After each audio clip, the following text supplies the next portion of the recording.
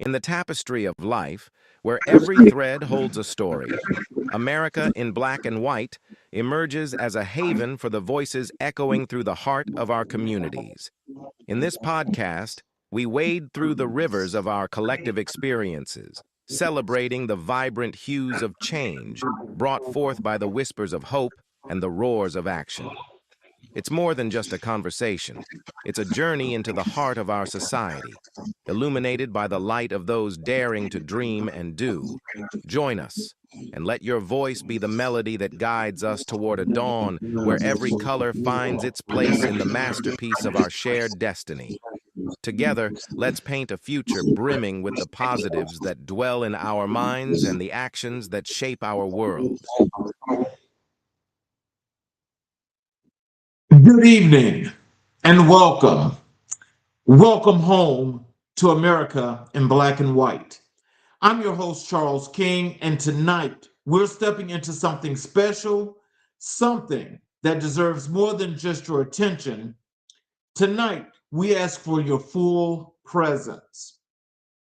This is season 4, and if you've been rocking with us since the beginning, you already know that every season, every episode, we come here to do something that this world desperately needs more of. We come here to tell the truth. We come here to tell the whole story, not just the highlight reel, not just the pain, but the full, rich, complicated, beautiful, resilient story of Black life in America. And tonight, episode 101. Now, you know that 101 means in academic tradition, 101 is where it all begins. It's the introductory course, the foundational class, the one that sets the table for everything that comes after. But in the tradition of Black excellence, 101 is a new level, a new chapter. It's a signal that we've graduated from the basics and we're ready to go deeper, farther, higher, and that is exactly where we're going tonight. The themes woven through this episode, resilience, mental health, community service, and the power of transformation, are not abstract concepts. They are lived realities. They are the stories of people in your community, perhaps people in your own family, perhaps your own story. And it is long past time we treated them with the reverence they deserve. Before we bring our incredible guests on the screen tonight, I want to acknowledge our Black History influence for episode 101. A woman whose name you know, but whose courage you may not yet fully understand. Rosa Parks. On December 1st, 1955, Rosa Parks did not only simply refuse to give up a seat on a bus, she refused to give up her dignity. She refused to accept a world that told us, that we were somehow worth less. Her quiet strength, her unshakable resolve, and her willingness to say enough in the face of an entire system designed to break her down, that is the spirit that animates everything we do here on American Black and White. And tonight, that spirit is alive, well in the life and work of our extraordinary special guest. His name is Jamarne McGill. He is a community advocate, a mental health champion, a trainer, a mentor, and a man whose personal story will move you, challenge you, and inspire you to look at your own life through a new lens. He has walked through the fire, real, personal fire, and he has chosen every single day to use those flames not to burn down the world around him, but to light the way for others. That is not a small thing. That is a legacy. That is legacy work. That is Rosa Parks level courage translated into the modern day. I'm not going to give it all away right now because you're going to want to hear it directly from him. But I will tell you this. By this time this episode is over, you will be thinking about mental health differently. You will be thinking about your community differently. And if you let it, you will be thinking about yourself differently. So settle in, do not touch that remote. Tell a friend to tune in right now because this is the kind of conversations Black America needs and the kind of conversation that all America deserves to witness. This is America in Black and White, Season 4, Episode 101, and we're just getting started. Ladies and gentlemen, welcome Jamarne to the stage. Hello, Hello, sir. sir. Good evening, Charles. How are you? Excellent. Good to have you here. Thank you. Thank you for having me. Yes, sir. So, is there anything you'd like to say to the audience before we get started? Oh, you getting feedback? What happened? You getting feedback? Oh dear. Uh-oh. Something wrong with the sound or something? I think so. That's is that on your side? Can you hear it, Dylan? I can hear you. Can you hear me? Yes, I hear you. Okay. Okay. I'm not sure what's going on. Huh. Okay. Well. So, like I said, is there anything you want to say before to the audience before we get into the show? So, my only hope is that by the end of this interview is that I could change a few perspectives on the concept of mental health and what it means to be an advocate for voices who are marginalized and feel as if they don't have anyone to speak up for them. Yes, sir. And I'm more than sure that we're going to make that happen. And so I like to start with what I call, well, I like to let the audience get the opportunity to learn who Jamarne was before you became the great person you are now. And so I call this your life story and origins. So can you tell us? Take us back to the very beginning. Where did you grow up? And what was that world like for young Jamarne? Yeah. So to start, I am a native of the South Bronx, and that's where I was born. That's where I grew up for the first 12 years of my life. And if you know anything about the South Bronx, that's actually one of the poorest communities in New York City overall, and in the South Bronx itself. There's a lot of inequality and poverty, and it's very well reflected in the school system as well too. But to get into the gist of it, when I was a young child growing up, I struggled with these learning disabilities. I had autism spectrum disorder, which actually was not discovered until I reached my adult years. But short story short, it did interfere with my ability to exist in a world that's built for neurotypical people and not neurodivergent people. So when you're having social interactions with people, you may have trouble processing the information, you might have trouble following instructions. And if we know anything about that, you usually end up unemployed. You don't establish a successful relationship, whether it's romantic or professional or anything of that matter. And also, I will say that to make matters a bit worse, when I was 12 years old, my adoptive mother, she died of cancer. So after that, I was forced to relocate to the city of Inglewood in New Jersey. So I grew up there for the next 6 years of my life. And I will say things were very difficult out there. The adjustment process was not successful, and it exacerbated my mental health to the point that I ended up with depression and anxiety and post-traumatic stress disorder. So the question is that what was I supposed to do to recover? The mental health resources out there in New Jersey, they're very anemic and they're inadequate.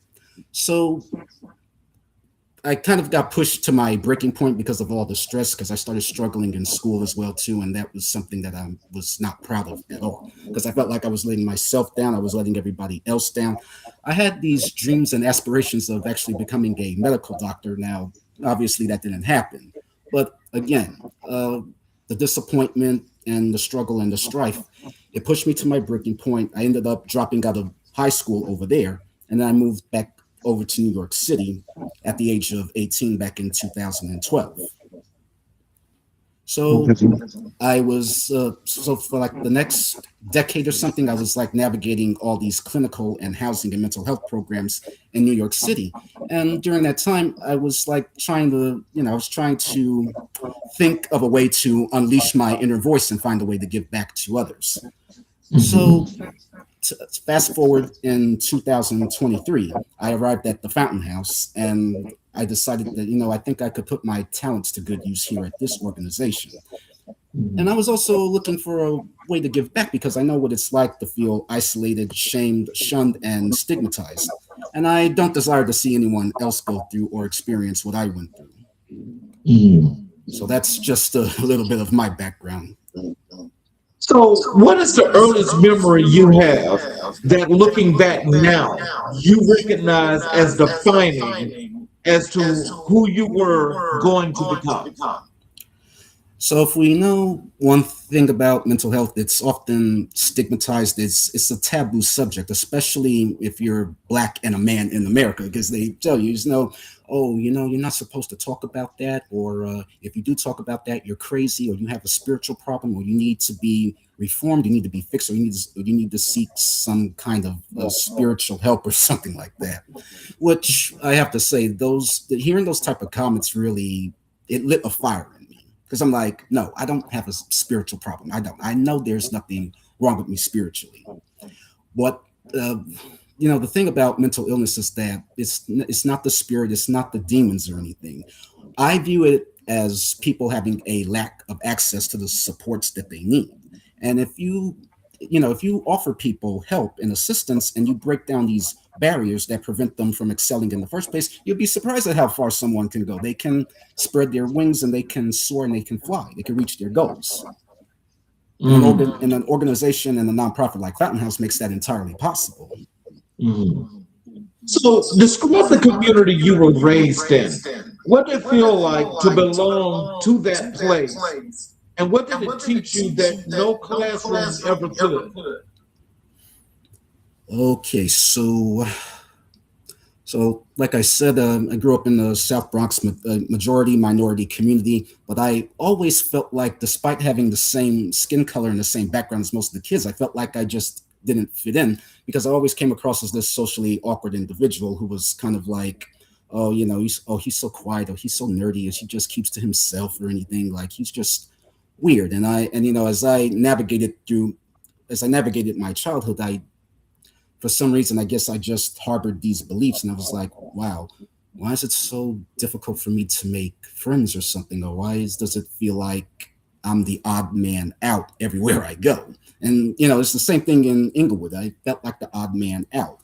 And I think that's been the story of my life. I've always felt like the oddball in society who, he's weird. I mean, he's smart, but he's weird. He's not normal. There's something wrong with him.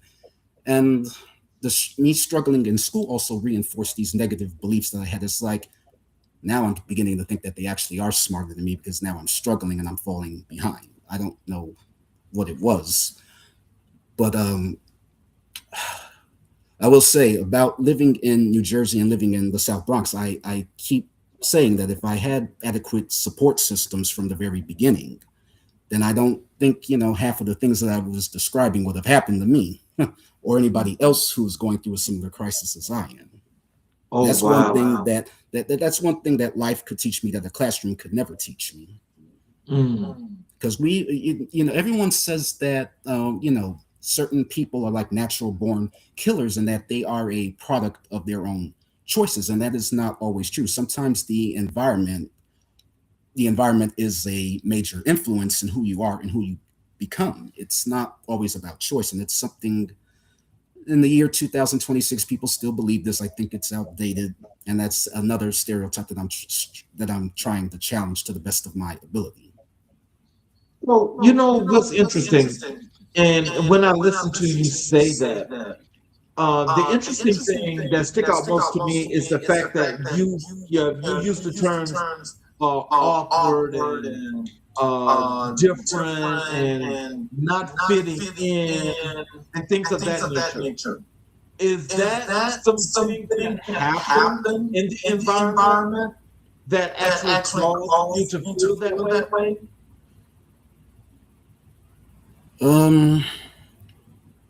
I would say whenever I was like interacting with kids my own age, kids.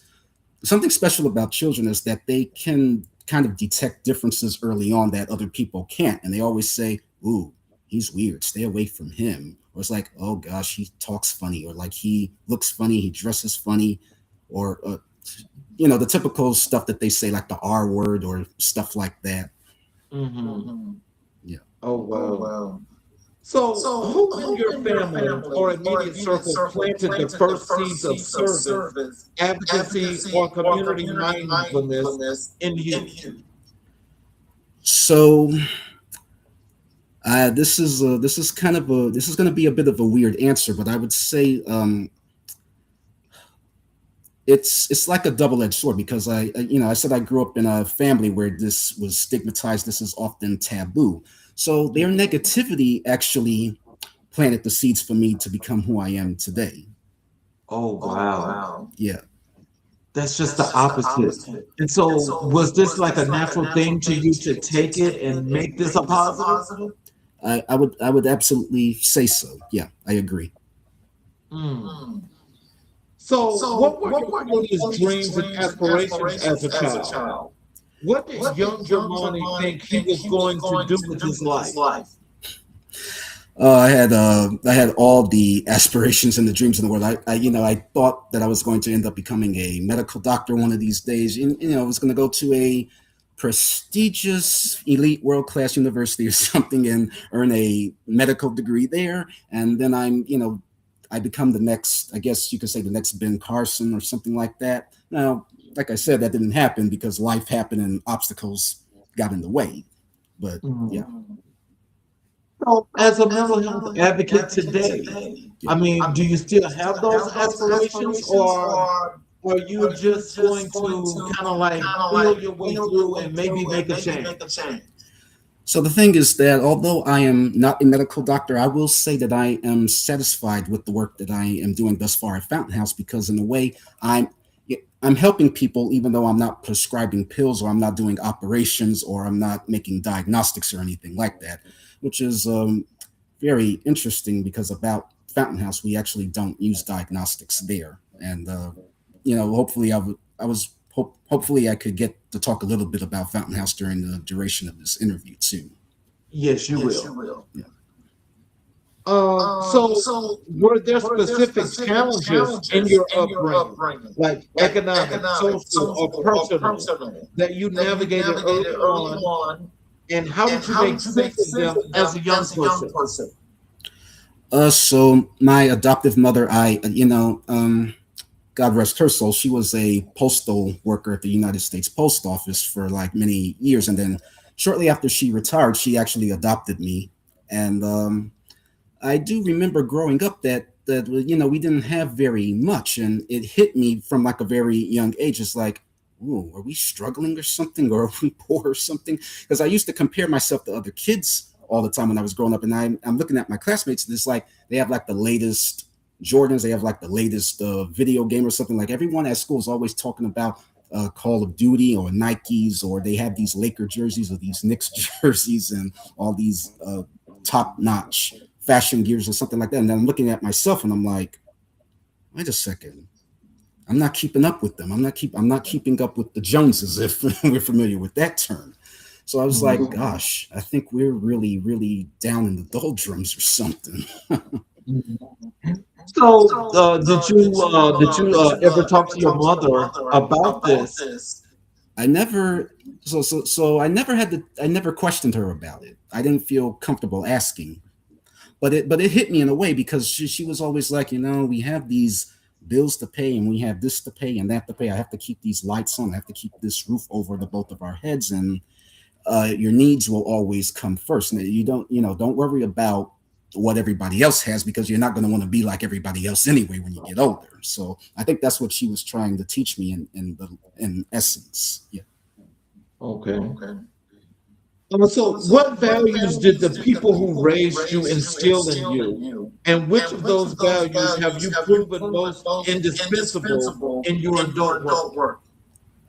One of those values is hard work because I think we all know, the world doesn't necessarily hand you anything. You have to earn it. So hard work is like the first one. The second one is learning how to advocate for yourself and others because this world, unfortunately, will not do that, especially if, you have a mental illness or some kind of disability. So those are like two values I took away growing up. Was there a teacher, coach, mentor, or community figure outside of the home who saw something in you and spoke life into you? And if so, tell us about them. Ooh. Wow. Could it be somebody at work too by any chance? Or okay. Yes. Okay. So this is interesting because because shortly after I came into Fountain House, I met Yuselfi. She's the clubhouse director of the Bronx location of the Fountain House, and when I first came in, I guess I was a little shy when I first came into Fountain House. I was quiet. I wasn't saying too much, and it took a while for me to evolve and adapt to the setting because it's a little different from where I was before in terms of mental health settings.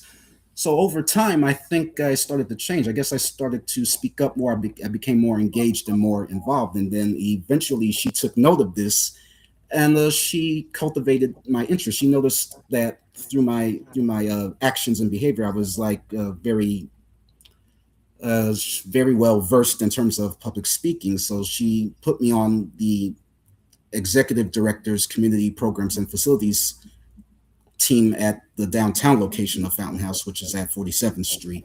So now I'm on the executive director's team, and then I'm starting to get connected to all the other senior leaders and directors at that same location. So Yuselfi saw something in me that I probably didn't see in myself at the beginnings. So that's how that worked out. Mm-hmm. Growing up, where and how did shape your understanding of race, identity, and what it means to be Black in America? Sorry, could you repeat that question again? Sorry. How did growing up, where and how you did shape your understanding of race, identity, and what it means to be Black in America? For me, everything is it's like a matter of the haves and the have-nots. So, because the high school that I went to, it's called the Academies at Inglewood. It was in Inglewood, Bergen County, New Jersey. So, when I went there, and I noticed that that a lot of my classmates were like very affluent. They were like well off or something like that, and I even noticed that they were also. I was held to standards that they were not held to, especially in the classroom. So, but I mean, I could go deeper into it, but I mean, it's kind of an uncomfortable subject. Okay, so then there was just unfair treatment. I would say so, definitely. Wow. So as you think about this today, because now that you're at Fountain House and right now you're doing good work there, do you ever think back as to how this impeded or made your life better? I would say that if I found I keep telling myself, an organization like Fountain House, I wish I found it like 10 years earlier than I did. Because if I found it like a lot earlier, like I said, I think the differences would have exceeded far beyond where I'm at today in terms of my life trajectory. Is there a single moment, a conversation, an event, or an experience from your early life that you could point to as the moment you knew your life was going to be about serving other people? It's when I had my mental meltdown at the age of 17. So I just, when you have a meltdown and you go into this psychosis and you feel like you lose control over you're losing control of everything, and you're just overwhelmed, and you just let your emotions fly. I won't say too much about what happened that day, but that was the moment I realized. I was like, wow, it feels like, the walls are closing in. I've got nowhere to run, nowhere to hide, nowhere to reach out for help. And yeah, when people get overwhelmed by their social circumstances, that's usually what happens. They just flip out.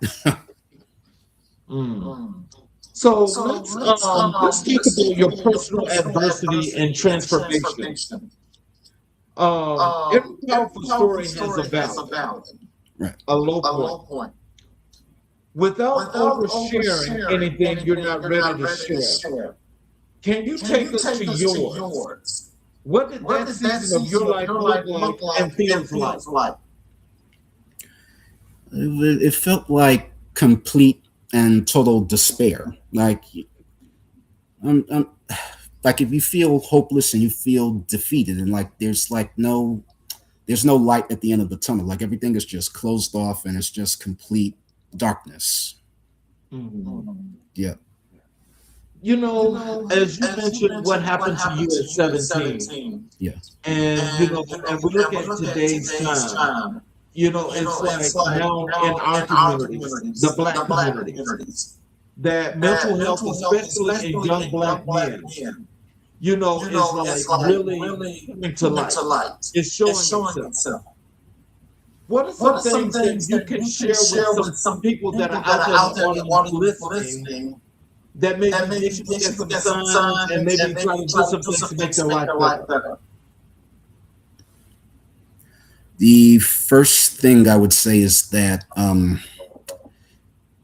if you feel like you are alone, I want you to know that you are not alone. There is,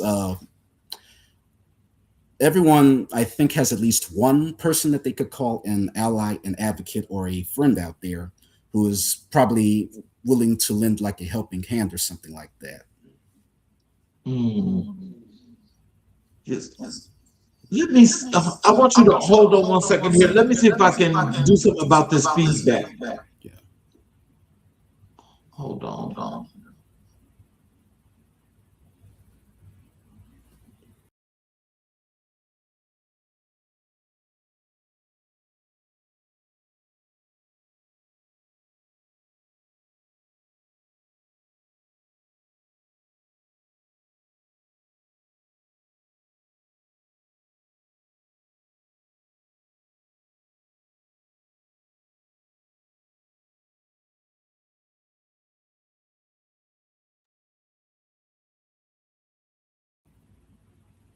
Okay, it's good better.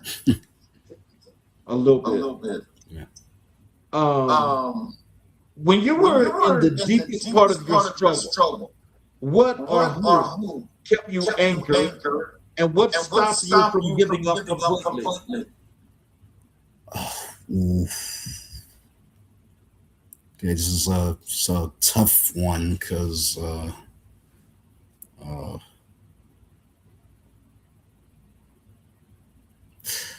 I have to say it was a matter of self-control for the most part. Yeah, because I know people have various influences for staying grounded. Some will say faith, some will say family. For me, I felt like I had to rely on myself. It's self-control. So if I felt like something was going to slip, sometimes I would just have to isolate, just hide, or just separate from the environment or something like that. Wow. But it seems like there was this resilience and this inner strength is what it seems like you had, that actually brought you through. And so when you just think about that, how does that make you feel that you have something in you that helps you a whole lot? So about the self-control. While some people are able to exhibit the self-control, I also know that there are there are others out there who probably would have trouble with it. Well, that's part of the reason why I do what I do, because I know not some people may have trouble with resilience. I mean, just because one person can maintain it doesn't mean that the next person will. So that's why I do the outreach with the Fountain House, and I do the training and the development and all this other stuff. So it's that other people don't have to struggle the way I did, because just because I suffered or I struggled does not mean that the next person deserves to go through that. Mm-hmm. So you could say spirituality or your sense of higher purpose play into your survival and your eventual breakthrough. So might be surprised to know I'm actually not a churchgoer or a person of faith, actually. Yeah. So it was just you. I would definitely say so. It was like the inner ego. Tell us about that. Because, again, that means that you got a really strong faith, a strong belief within yourself, or something that's making you a stronger person. It's it's like having a second voice or something like that. So like when I'm in a social situation, I detect that something's about to go wrong. My conscience tells me, just walk away, walk away or turn around, take a detour. Because I think some of us have that inner voice that has us think second thoughts about a situation before it happens. Mm-hmm. So what was the first sign, the first crack of light that told you things were going to change? And what did that moment feel like? So the exact date was June 20th, 2023. And that was actually my first day at the Fountain House. So when I walked in and I saw a few individuals at the reception desk, and they greeted me, and I asked, "Oh, hi, do you work here?" And they said, "No, we're actually members of the clubhouse." And I was like, "Members? What do you mean?" It's like, "No, well, we're here because we want to be here. We're members and we're volunteering." And I was like, "Wait, they actually have you working at the reception desk?" And I was kind of surprised by that, because like I said about the conversation regarding mental health, there's always these stereotypes that if you have a mental illness, you're not capable of contributing anything into society. But immediately when I walked in and I saw that right there, I was like, wow, that just immediately smashed the stereotype that I had been carrying about myself and others for a long time. It's like they actually were involved. And I was like, you know what? I think this is a place where I also want to be and where I also want to contribute long term too. So I would say that was probably the breaking point. Because if I saw others doing it, then it gave me the confidence that I needed to also stay engaged. Right. So then over a period of time, as you were doing this and you felt like you could do this, what were some of the things that you were thinking internally as you started to do the work that you were doing? At first, I had my doubts as usual. I was like, am I fit for this position and what I'm doing, or am I going to make a mistake? It's like, I don't want to embarrass myself or the organization or my peers or anybody else around me or anything like that. It's always a matter of self-doubt, because sometimes when you're in a position, you do question that if you deserve to be there, or if you should have changed course or anything. And again, the members of the Fountain House were also my greatest inspiration, because when I saw them tackling their challenges and getting involved in doing things that society would not expect of them, it was like, yeah, I'm definitely in the right place. I think I can definitely do this. I think I can stay here and rise to the occasion. Transformation is not a single event. It's a process. The actual process of changing, healing, and rebuilding look like for you day to day?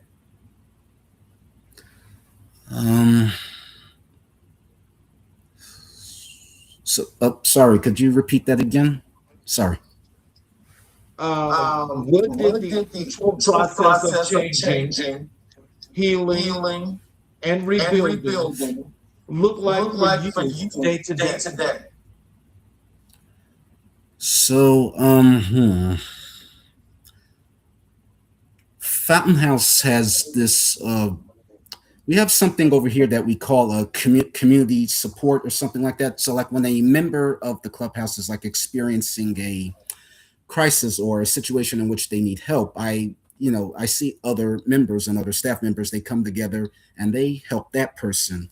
So, by seeing them uplift each other and encourage one another when they're experiencing trouble, that actually in a way contributes a lot to my transformation as an individual.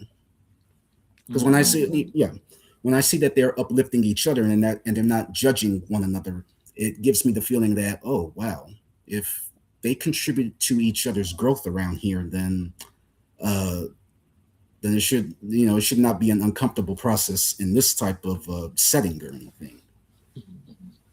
When you think about mental health and you think about the stigmatizing about mental health, and you're there in the house, what was the changing point that made you that much more comfortable, that much more confident in what your life would be, and you could keep mental health as a general because it's not a stigma for you anymore?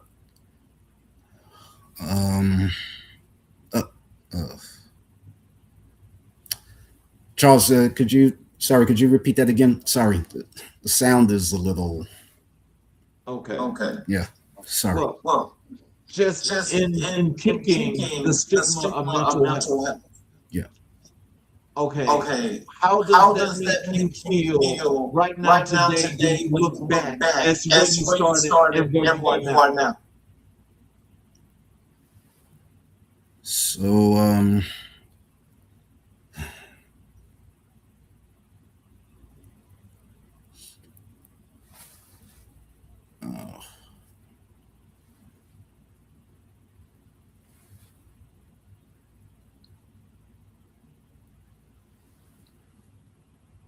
okay, this is a this is a bit of a tough one.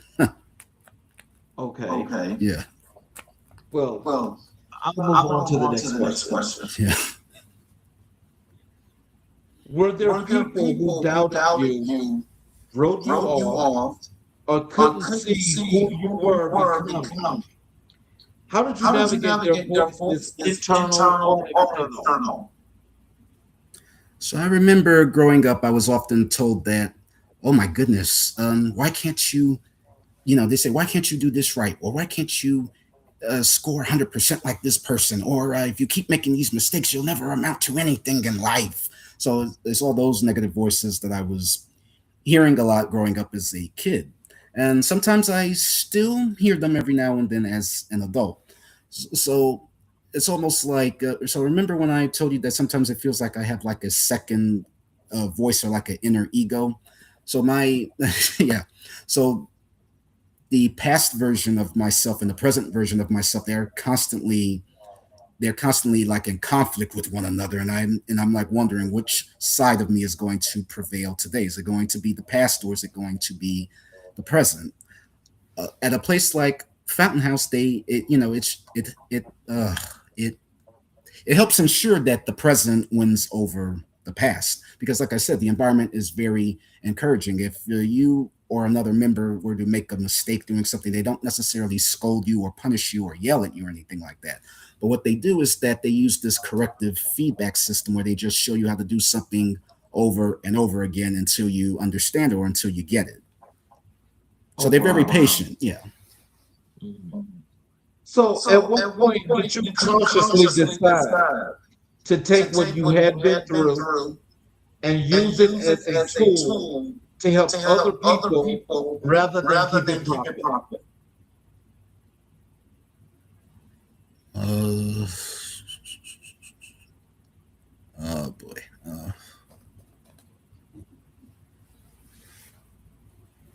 So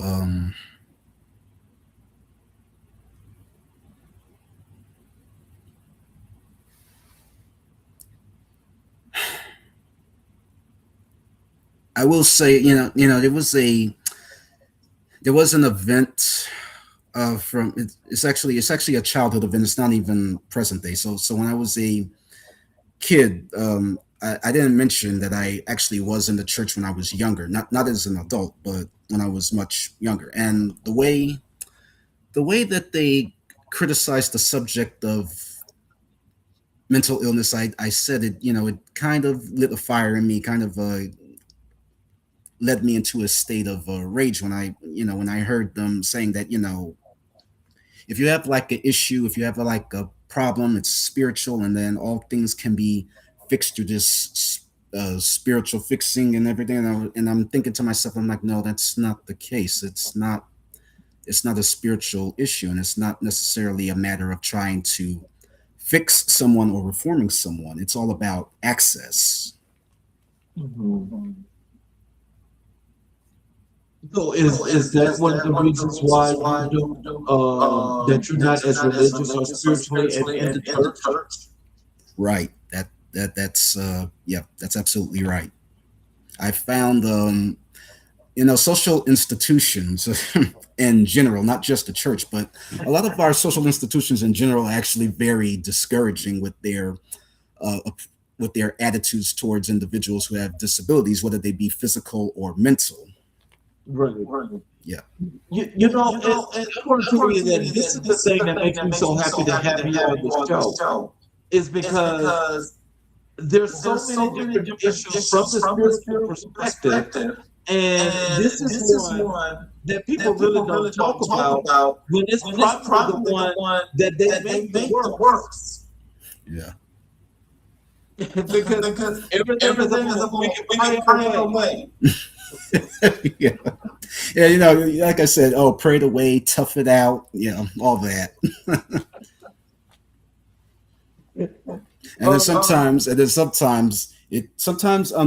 Unfortunately, it's our own parents, and because I'm sure you've probably heard, if you don't stop crying, I'm gonna give you something to cry about. Yes, exactly. Yeah. So you know now, when you put aside of your hardest season, that you desperately needed someone to tell you when you were in the middle of it. Did you say what did I need someone to tell me when I was like going through my darkest season? Yes. Okay, yeah. Um, hmm. It would have been useful to have someone say that, it's temporary, it's a phase. There is a way to overcome. There is a light at the end of the tunnel, like something encouraging rather than just saying that, well, when you tell someone that you have a problem, I notice that people often like to make comparisons. They'll sometimes say, well, you may be going through this, but someone else may have it worse, or you're just being dramatic, or you're just you're being or you're not telling the truth about what you're going through. It's all those type of statements. Those are like, it's like toxic positivity. Like you're trying to be positive, but at the same time, you're still contributing to the person's strife by using those type of statements. So whenever is that other passive aggressive behavior that they display? Is that other passive aggressive behavior that they're displaying? I think so, definitely. Because maybe mental health is an uncomfortable subject for them, and they would just, again, they would just rather not talk about it. I guess they just look for a way to get out of the conversation. If you could sit with your younger self at the lowest, what would you say? And do you think that younger version of you would have been able to receive it? Younger version of me would have been able to receive it. No, probably not, because as I stated, when I was living in New Jersey, I noticed that their mental health resource system was very inadequate, and it was anemic. So that younger self of me that needed that support, I couldn't find that out there. I was only able to find it when I came back out to the city. So I came back out here more so as as a survival tactic. It was like out of desperation because Mhm. I had to find a way to like run, and then if I couldn't run, then I had to crawl, and if I couldn't crawl, I had to scratch. I just had to do whatever it took to avoid falling into the black hole that I was in when I was living in Jersey. Mhm. So, how has surviving, and more than surviving, transforming, changed the way you show up in relationships, in fatherhood, in community, and in service? Um, I would say, well, from a certain, I can't really talk about fatherhood because I don't have any children or anything. But from a service standpoint, I find that it makes it easier for me what I've been through to approach people with empathy more often and with the open mind and with open ears. So sometimes when someone's having an issue, they may just randomly walk up to me. They could walk up to anybody, but may just randomly walk up to me and they say, I'm going through this right now. I don't have anyone to talk to, or I'm experiencing this and I don't know what to do about that. And I tell them, I'm all ears. I mean, I'm willing to listen. So I don't judge. I just listen. And then when they're finished, if possible, this is not always, but if possible, I may try to offer a helpful solution or something like that. Mm. So, how has that been since you're doing this by helping other people and helping them to get through? How has that been for you? For me, I'd say that the work or the process is like mutually beneficial because you're giving the person in crisis an open mind and open ears, and you're not being judgmental towards them. But at the same time, by listening to them, you're also learning more and more about the disparities out there related to mental health. So it's like a learning experience for me, even if the situation may be unfortunate or sad for the most part. Mm. Okay, so let me transfer. Let's transition over to. We're going to talk about your mental health advocacy and your work here at Fountain House. Yeah. Mental health in the Black community is still deeply stigmatized. Yeah. In your experience on the front line of advocacy, why do you think that stigma has been so persistent and so particularly potent in Black culture? So the thing about mental illness is often the media, the politicians, we're often portrayed as erratic or irrational people who are overwhelmingly violent, and so whenever you see those images or those pictures of somebody acting inappropriately in, let's say, the subway or something like that, or the person who's on the street corner talking to him or herself, they use those images and then they try to amplify it, and they say, yeah, this is the representation of people with mental illness. That is not entirely true, because if you were to visit, if you're ever in New York and you visit one of the three Fountain House locations, the Bronx, Harlem, or Midtown, you will see we're not all like that, because again, we're all actively contributing to the functions of the clubhouse on a daily basis. Mm-hmm. So as you give me my opinion, it sounds like you're much more rational than they are, because you're able to see the forest for the trees. They can't.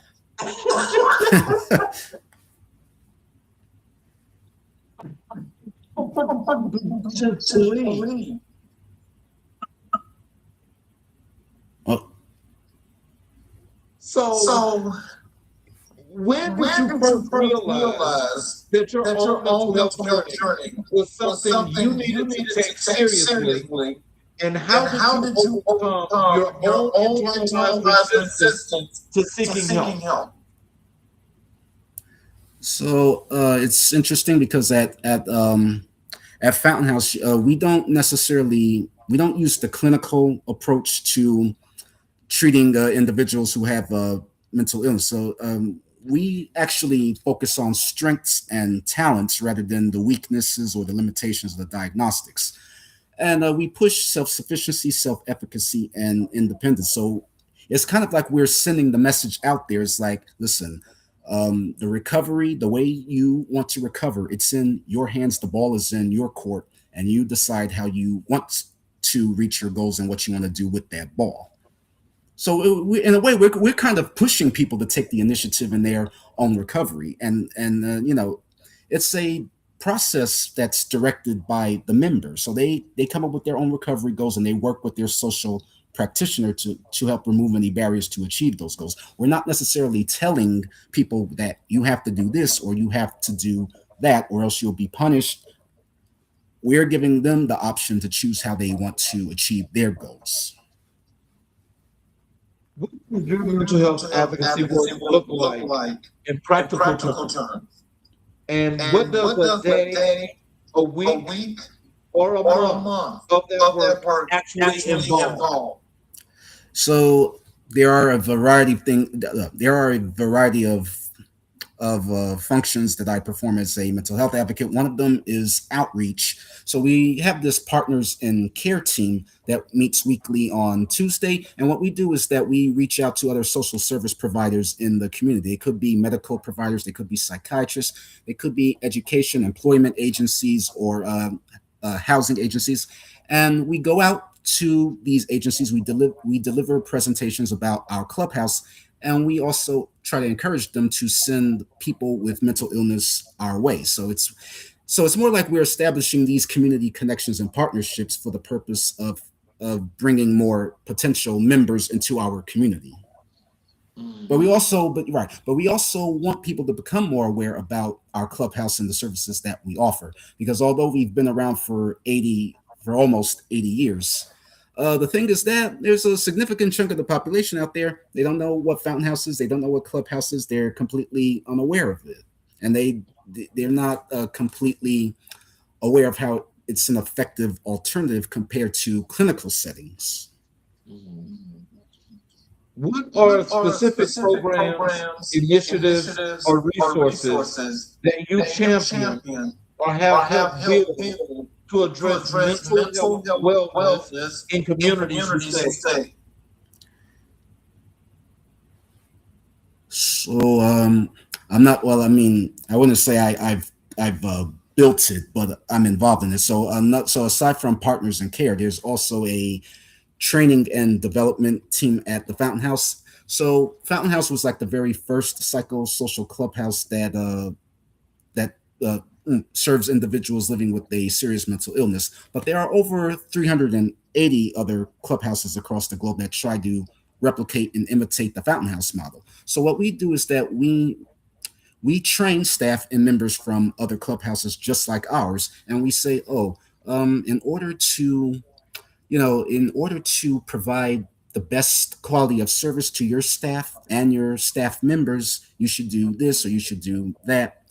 So these training and development sessions they're more geared towards helping other clubhouses function to the best of their ability, if that makes any sense. Mm-hmm. So you work specifically in communities where the concept of seeing a therapist or counselor can feel foreign, unaffordable, or even threatening. How do you bridge that gap? Bridge that gap. Okay. Well, one of the ways in which we actually do that is that we also have a communications team. So we reach out to journalists in the community every now and then too. So we may host interviews with them, and I actually took part in a Substack interview about 6 months ago, and I spoke about my experience along with another member of Fountain House. We spoke about our experiences navigating mental health and housing in the city, and we, again, in that interview, we said if you want to see what mental health looks like in action, not the typical stuff that you see in the movie or that you hear about in the paper or see on the television news, come visit us, come see us in action, and you will see that it is nothing that, it's nothing that you should be demonizing or stigmatizing. And instead, it's something that you should appreciate even more, because we're defying the stereotypes that have been revolving around our lives for like the past several decades. Mhm. When you were doing those that interview you did with Substack, what was the intent and the purpose of you guys doing that? Because I like the idea, but help our audience to understand what was that for. That was it was partly informative and partly anecdotal because we wanted to tell people more about a non-therapeutic alternative to mental health because mental health is a very broad term. Most of the time, a lot of people assume that it's just a clinical setting or this long-term outpatient setting where you're seeing the social worker or you're having something prescribed by a doctor or you're being institutionalized long-term in a psychiatric facility for like 10, 20 years of your life or something like that. That's not what mental health is completely all about because there are alternatives like Fountain House out here that do not use clinical approaches. We help our members by actually getting them involved in clubhouse activities. They work with other staff members. It's socially inclusive. It's non-hierarchical, and it's in a way it's also non-traditional too because it doesn't operate the way that you would typically expect it to. So, is there something you want Black men in particular to hear tonight? Something specific about seeking mental health support that you believe could change the trajectory of their lives? So I'm gonna be very blunt with this one. If you're going through a problem and you try to talk to someone and they tell you, oh come on, you need to toughen up or you need to stop complaining. It's like, or if you talk about this, you're not a real man. First of all, ignore that person. You probably need to change your friend circle if you're hearing comments like that because you don't. The first step in recovery or the first step in achieving help is that you have to, you have to weed out the toxicity from your friend circle. So if you're being surrounded by people who are not very encouraging, that's actually going to be a barrier to recovery in the long term for you. As I had to learn the hard way. Yeah. Right. So how did the COVID-19 pandemic and the racial reckoning of 2020 impact the mental health landscape in the communities you serve, and how has that impacted persistence? So during COVID-19, everything was shut down. And, there is a crisis of loneliness and isolation in America today. And those are like two of the main drivers of a lot of the mental health problems that the people that we serve at Fountain House have. Because when you don't have community connections or if you don't have socialization, it actually exacerbates your condition. So something that, to my knowledge, that Fountain House did, sorry about the shaking camera, something to my knowledge that Fountain House did is that they established a virtual access department so that they could stay in touch with their members during the course of the pandemic, which I believe lasted about a year and a half or something like that. So that's a very long time to be sheltering in place, and only God knows what somebody could be doing behind closed doors. Right. So what are the tools, practices, or daily habits that you personally rely on to maintain your own mental health and emotional wellness? So something that we have at Fountain House, it's called social practice. And it's not necessarily the same thing as social work. So when we're talking about social practice, it means it's a form of environmental therapy in which you use the clubhouse environment to facilitate your own recovery. So I mentioned something about involvement in clubhouse units. So we have something called a work order day, which is completely voluntary. The members get to pick and choose which tasks they want to complete, and they are tailored to their interest and their strengths. So they could do a culinary, which is kitchen duty. They could do tours, enrollment, orientation. They could get involved in research. They could also help plan a weekend and evening extended hour events. They could also get involved in horticulture and gardening. There's a variety of tasks that anyone can do. as you probably know by now, I'm involved in a lot of the administrative stuff, like the training and development of the partners in care. So whatever you choose to do, there's always something that someone can bring to the table. And again, we don't focus on labels. We don't focus on punishment or sanctions or any negativity. We don't say, "Oh, you didn't do this right. What are you doing?" It's none of that. So, what is the most powerful transformation you have witnessed in someone, you've walked with alongside through a mental health crisis, and what did that teach you about the human capacity to heal? So,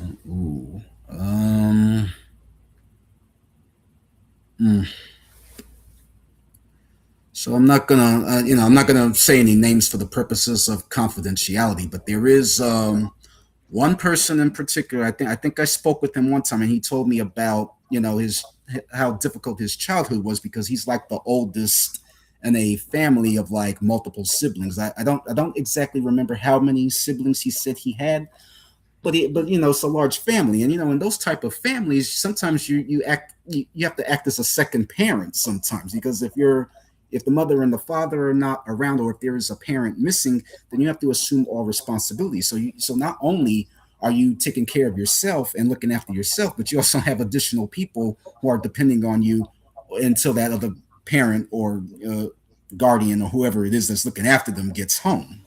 And he says it took a bit of a toll on him because it ingrained this belief in him that I'm not supposed to ask for help. I'm supposed to handle my business like a man. And if I ask for help, then people are going to think I'm just lazy, or people are going to think I'm too needy or something like that. And I remember him telling me that experience shaped who he was. And that's why he had a hard time trusting people and learning how to collaborate with people, because for his whole life, he had been so used to doing everything by himself or by himself for the sake of others, if that makes any sense. Yeah. Oh, wow. What resources, books, organizations, hotlines, apps, or community programs would you point our viewers right now if they are someone they love is struggling? So right off the top of my head, I know there's the 988 hotline. And speaking as of which, I didn't mention this, but I am on Fountain House's policy and advocacy team too. So that what they do is that they arrange these grassroots events in the community, such as Lobby Day. So we've been upstate to Albany to lobby for the passage of Daniel's Law. And Daniel's Law was named after Daniel Prude. He was a young man in Rochester, New York. Unfortunately, he died because he had an interaction with law enforcement in 2020. He was experiencing a mental health crisis, and unfortunately, when you're going through crisis, the primary point of contact is almost always going to be law enforcement. And if we know something about law enforcement, a lot of the LEOs out here, they're not really properly equipped to help or assist someone going through a mental health crisis. So in response to that, we've been trying to persuade lawmakers to pass Daniel's Law, in which instead of having the police be the primary point of contact, it could be a certified clinician or someone else who has experience dealing with mental health. Oh, wow. Yeah. So how has that been going? Because I know that means that you got to get the state involved, that they've got to legislate and go through all that process. It's a lengthy process because a couple of weeks ago we had a lobbying meeting, and they said that it's currently in how should I say this? Currently in rotation, so it's moving through the legislatures, because first you have to introduce it, then you have to find co-sponsors, then you have to pass it through a bunch of committees and everything, and so it's rotating right now. We're still waiting on updates, but we're hoping that this can become an official statewide law, so that no one else will become a Daniel Prude in a tragic sense. Let's move over to your work in training, development, and workforce readiness. Walk us through your training and development work. How did you get into this space? And what gap are you trying to fill when you began? So the training and development, it's really Fountain House trying to help other clubhouses improve the service that they offer to their members and to their staff as well. So I recently took part in a I guess you could say it was a director's seminar at Genesis Clubhouse in Worcester, Massachusetts. So you had a bunch of clubhouse directors from North America. That's mostly the United States and Canada. We gathered at Worcester, and they all raised a bunch of issues related to their clubhouse function. So some people said that, well, I'm having trouble getting members engaged, or I'm having a low average daily attendance or something like that, or I have a auspice agency that is not completely in touch with the needs of the clubhouse community, or we have several members of the board of directors who seem distant or uninterested in what's going on.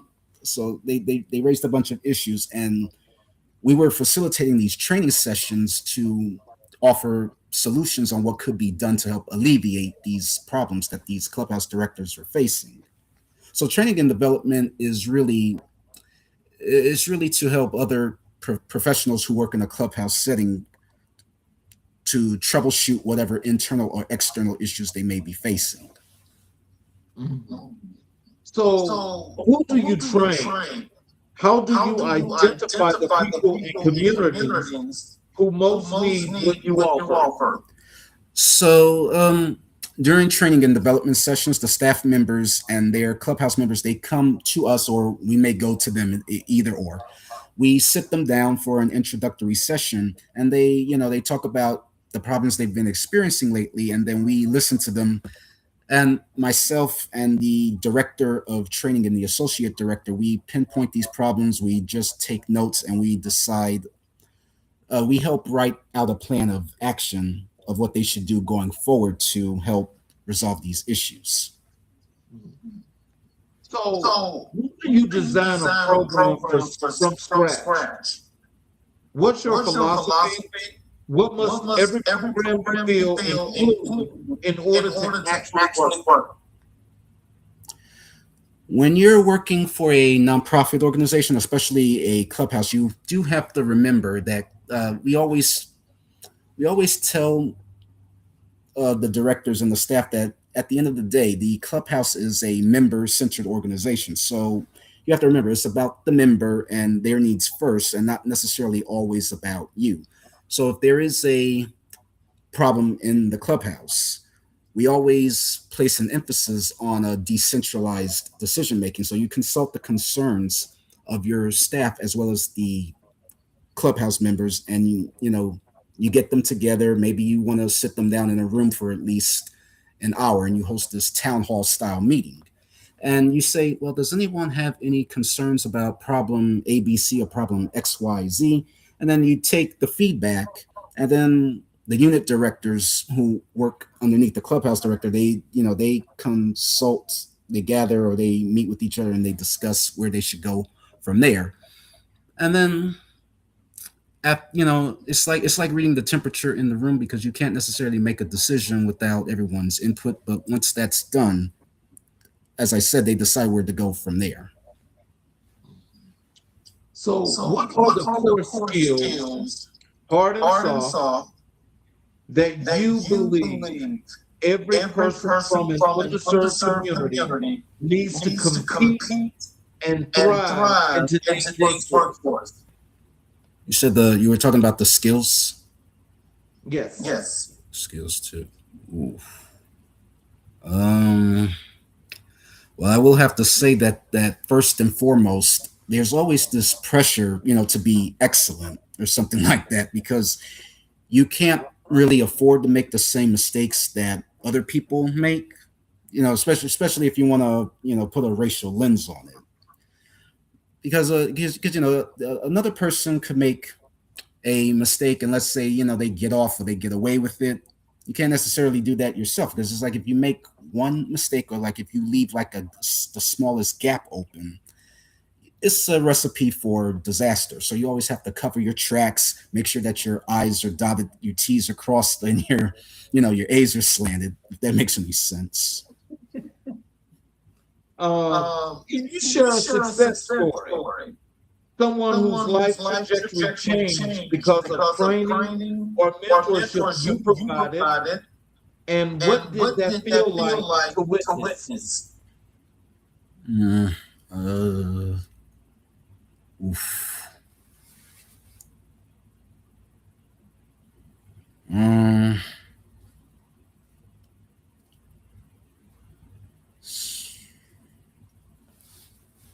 Oh boy.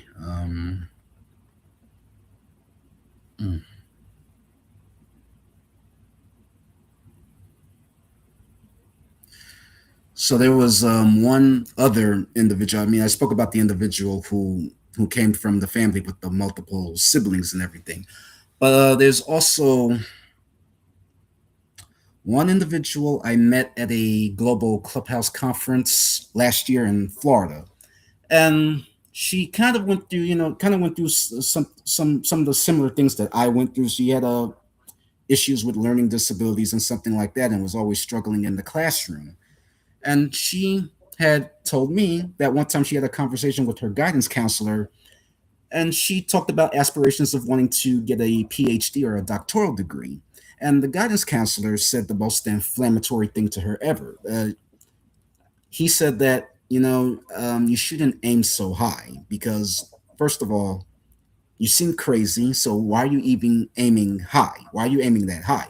You should try to be yes, he actually said that. Yeah. On account of the person that I spoke with. This was what was actually said. You shouldn't aim so high. You should be a little bit more realistic. Maybe college is not right for you. Maybe you should put that in your rear view mirror and not put that forward. And again, these are the types of things that we're confronted with constantly. Now the good news is that the good news is that at the conference, she actually got up on stage and she said, I'd like to tell that guidance counselor, to stuff it, if you know what I mean. Because I'm standing here today with that degree that he said I would never get. And the whole room erupted in applause. Yeah. Well, they should have, because anybody that's trying to be that denigrating is crazy. Yeah. How do you address the psychological and emotional barriers, imposter syndrome, self-doubt, trauma that often block people from taking full advantage of workforce readiness programs? Something that we offer at Fountain House, we actually have three types of employment services that we offer. So since we're talking about workforce readiness, there's transitional employment, that is also known as TE.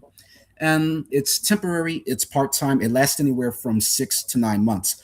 Now, the thing about transitional employment is that there's no traditional interview process required. Instead, a member of the clubhouse, they'll walk up to their social practitioner and they will say, oh, hey, I saw that, Barclays Center or Yankee Stadium, or they have this opening and I'm interested. So they express a direct interest in working. And then what they do is that they have to fill out a couple of papers. They have to tell Social Security or HRA that, they're going to be involved in this transitional employment so that their benefits don't get cut off. And the only thing that you really need for transitional employment, like I said, you just need to be willing to work. And the staff, the clubhouse staff will provide direct support to you if you're having, some kind of trouble or anything. And we always say, if you call out sick, like if an emergency happens and you need to take the day off, or if something comes up, let your social practitioner know so that your practitioner can fill in for you at the site, because that work still has to get done even if you're not there. And a second type of employment service that we offer is called supported employment. So this is also This also has the social practitioner providing support to the member, but the main difference is that no, sorry, the main difference is that supported employment is more long term. It could be full time, it could be part time, but it's not temporary. Position is more long term, and supported employment often leads as a bridge to competitive employment, and that is where the regular job interview process would come in. You have to fill out the application, write the cover letter, write the resume, and we do have a education and employment center at Fountain House that will help you gather these documents in case you do want the transition from supported employment to competitive employment. Wow. Yeah. So is it like you and other workers like yourself that are doing all this work, or do you guys bring in other people to do this? It's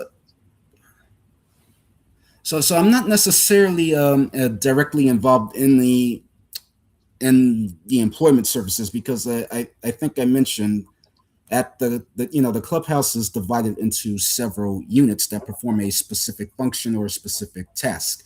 So for me, like I said, for me, I'm in policy advocacy, training, development, partners in care, and the executive director's leadership team. But it's not. But employment services, I have no involvement in that, so I can't really speak too much as to how that goes, except for what I just said. Okay. So can you tell us how do you measure the impact of your training work? What does success look like to you? And is it always what you expected? So success, it's to each his own. It's it's like a social construct. What success looks like in one person is going to be much different in the next person. So success for one person could be, I'm alive. I got out of bed this morning. I came to Fountain House. I'm here. That could be success for one person. That would be more than enough. Now, for the next person, success could be, I had these goals to go back to school. I obtained my degree, and that too is an example of success. Then you could have another person who, landed a full-time job, and that we also count as success. So it varies from one person to the next. It's not a straight line definition, and it doesn't have like a one size fits all approach.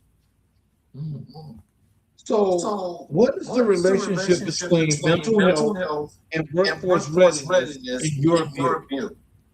And how do you integrate both dimensions in what you teach? So recently, I was, myself and a couple of staff members at Fountain House, we delivered this presentation on loneliness and isolation in the workplace, and we did it at an organization called Sprott. So Sprott is it's a private company, private corporation, private entity based in New York, and one of the donors who constantly gives to our organization works there too.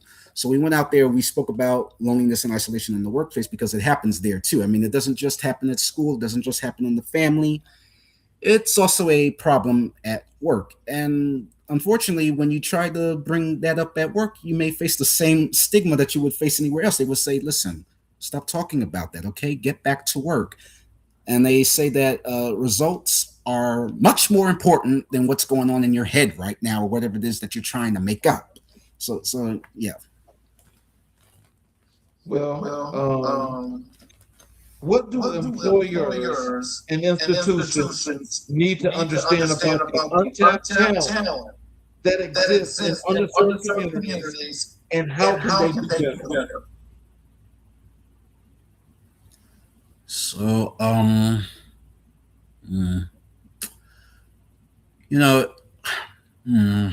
we often place an emphasis on employers trying to provide accommodations for people who may have mental or physical disabilities. For the most part, it's like we try to get them to understand that sometimes when you have a debilitating condition, it may make it a bit more difficult for you to meet the employer's goals or to help the company move forward sometimes. So you have to be understanding of that, because you can't place unrealistic expectations on someone who you know is not, someone who you know is probably not 100% healthy.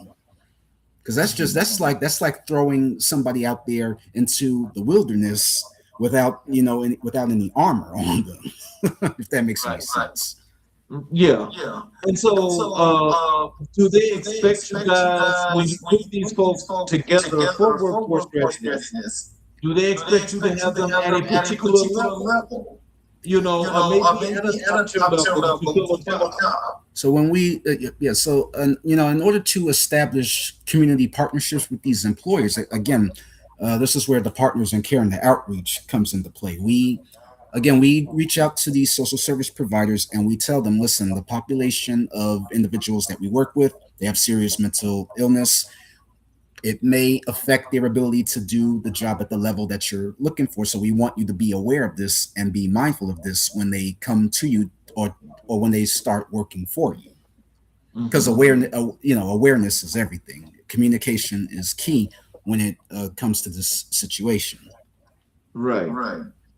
So if you take unlimited resources for 12 months, what training and development programs would you build right now, and what problem would it solve?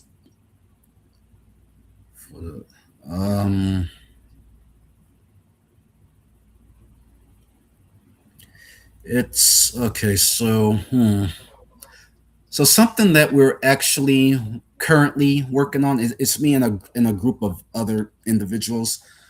The Bronx location of Fountain House, they're expected to move into a new location by the end of this decade or like early next decade, because the city has been pressuring Fountain House, Bronx Clubhouse to get their membership numbers up. And one of the ideas that we thought of is like, we should put like a art gallery right next to the Fountain House Bronx Clubhouse. And this would function as a social enterprise. So like a social enterprise is like a business in the community that provides employment opportunities to people who suffer from serious mental illness, because a lot of businesses, they do believe in the concept of social responsibility, where they have this ethical or moral obligation to help members of the community who are less fortunate. So they believe in improving the lives and the well-beings of individuals who are less fortunate. And I know that a lot of people at the Bronx love to do art. So we're thinking about building this art gallery or this next door mural where they could get involved and they could get paid to do whatever it is that they want there. So that's something, it's not necessarily for like the next 12 months. This is actually more of a long-term thing. So it's going to take like a number of years to actually plan all of this out. Mm-hmm. Yeah. So in closing, can you leave our audience with some words of wisdom and encouragement, some things they need to know about mental health, how they can connect with you via social media, your website, or something about Clubhouse you'd like to know? If you want to know more information about Fountain House, you can find us on our website. I think that's https www.fountainhouse.org. I also say, if you know someone, we currently have 4 locations. So there's Midtown Manhattan on 47th Street. There's the Bronx. There's Harlem, but there's also one on the West Coast in Hollywood near the Los Angeles area. If you or someone you know in that area has a serious mental illness, they're older than 18. You have to be 18 and up. They have a serious mental illness. And if you know that the person does not have like a recent history of violence and they have a clinician who can fill out an attestation form for them, you can send them to one of those 4 locations. If they're interested in getting involved, if they're seeking relationship, if they're interested in help with entitlements and benefits in housing, health and wellness, or education or employment, then Fountain House may be the place for them. But again, it's up to the individual. They have to be willing to be there and they have to want to be there. So do you have any words of wisdom and encouragement for them? So so for this part, I would say, If someone is having an issue, they're having a mental issue, and they're coming to you, opening up to you about their problems, don't judge. Keep an open mind, have open ears. And I always say, don't necessarily listen to just respond, but listen to think and gather information instead of outright responding. Well, in closing, I'm gonna close out. I have a monologue that I'm gonna do, but when I close the show, you have a few minutes to stick around. Yes. Okay. I want to thank all of our guests in our audience that was here and watching the show. I appreciate you for being here because this message is very important for the outreach for all in our communities, especially those in underserved and marginalized communities. And if you know anyone that needs any assistance whatsoever, please help them. That is the whole purpose. Please reach out and help. In closing, Jamarne McGill, on behalf of everyone here at American Black and White, and on behalf of every single person who was watching tonight and needed to hear every word you just shared. Thank you. Thank you for your honesty. Thank you for your vulnerability. And thank you for the work you do every single day. Often without fanfare, often without recognition, simply because you have been called to do it. And you have answered.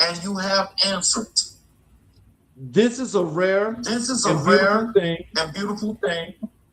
If you have been watching this episode tonight, here's what I need you to take with you when you close the screen or turn off this television. We talked about resilience, and what we learned tonight is that resilience is not the absence of pain. It is a decision to use pain as a fuel. We talked about mental health, and what we learned tonight is that seeking help is not weakness. Seeking help is one of the bravest things a human being can do. We talked about community service, and what we learned tonight is that community is not a place. It is a commitment. We learned we look through the lens of Jamarne McGill's life. Is that one person's principle refusal to accept the status quo can change the entire trajectory of history. So here's the call to action tonight. Check on yourself, not just on other people, on yourself. Ask yourself. Honestly, how am I doing? And if the answer is not great, reach out. Talk to someone. Find a resource. You deserve that care. Second, get involved in your community. It doesn't have to be grand. It can be a phone call, a meal, a conversation, showing up to a meeting, volunteering on Saturday, a month. Small acts of consistent service build something extraordinary over time. And third, support the outreach workers, the advocates, the community builders who are doing this work. They need your donations, your volunteer hours, your shares, and your amplification. Do not let them carry this weight alone. You can keep up with everything happening here on American Black and White. Subscribe to our channel. Follow us on all social media platforms at American Black and White. Share this episode and ring that notification bell so you never miss a moment of a season. There is so much more to come. I'm your host, Charles King. Until we meet again tomorrow night, remember this. Your story is not over. Your community still needs you. And Black America, all of America, is still writing its most important chapter. Good night. God bless. And we'll see you the next time on America in Black and White.